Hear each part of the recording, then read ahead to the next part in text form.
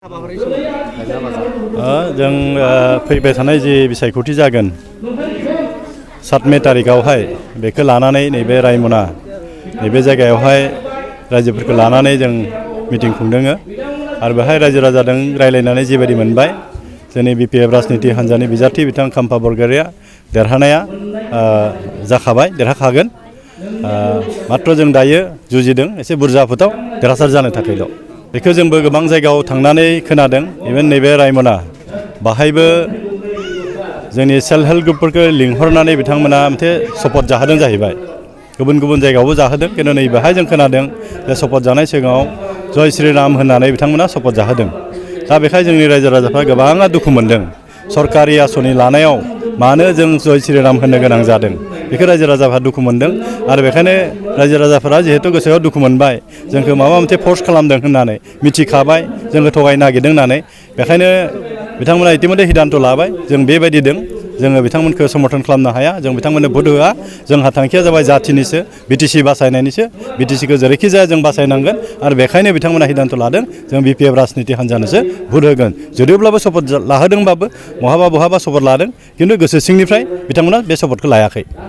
दा बेखौ आं नोंथांमोननि बे मिडियानि जुगेदि आं क्लियार खालामना होनो नागिरदों जोंनि BPF राजनिति हान्जाया मोनब्रै समस्तियावहाय जों गेलेदों सनितपुर दरं उदालगुरि क'क्राझार आरो बरपेटा दा देरहासार जागोना जों मोननै समस्तिखौ लादों दरं उदालगुरि आरो क'क्राझार जुदि मोननै समस्तियाव देरहायोब्ला जों 2 MP मोनगोन जों 2 MP जों सरकार खालामनो हाया निश्चय दिल्लीयाव जाय सरकार बानायगोन जों बेखौ समर्थन होगोन आरो जोंहा कन्डिशन थागोन जोंनि BTCनि जौगानायनि थाखाय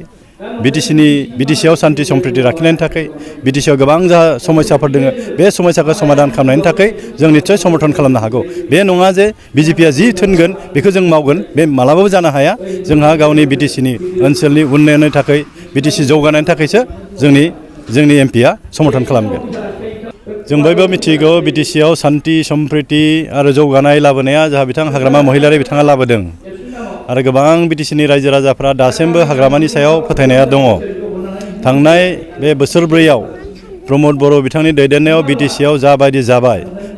बिथांमोना थगायगासिनो दं रायजो राजाफोरखौ बिथांमोननि सायाव जेबो सन्तुष्ट गैलिया बिथांमोना जेबो जौगानाय खामानि मावनो हायाखै बिथांमोना रायजो राजाखौ थगायगासिनो दं साख्रि होगोन होननानै बुंदोंमोन साख्रि होनो हायाखै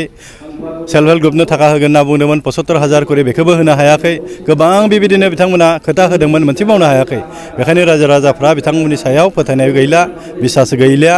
दा बेखायनो बिथांमोना नुहुरबाय हाग्रामा महिलारियानो मोजां सालायदोंमोन बेनो मोजां मानसि बिनि टीमानो मोजां बिथाङानो जौगानाय खामानि मावदोंमोन शान्ति सम्प्रितिखौ लाबोदोंमोन बेखायनो रायजो राजाफ्रा दा BPF राजनिति हान्जाखौनो लुबैफिनदों आरो हाग्रामा महिलारिखौ BTCनि चिफ जानायखौ लुबैफिनदों